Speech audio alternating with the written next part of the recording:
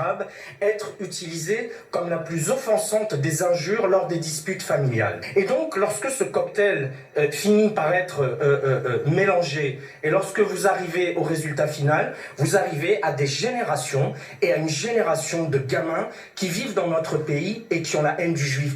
Je vois des normalisations partout dans les pays arabes où l'on dépasse les préjugés et où au nom d'une volonté de paix, on va parler avec Israël et avec les Israéliens. Et en France, des enfants nés dans notre pays, qui sont des enfants de la République et auxquels on a assommé de messages antisémites, ont des messages de haine qui sont insupportables. Bon, c'est remarquable ce qu'il dit, et surtout c'est le bilan, pour reprendre souvent la phrase de Jean-Claude Dacier, on paye les factures en même temps, c'est-à-dire que c'est 30 ans.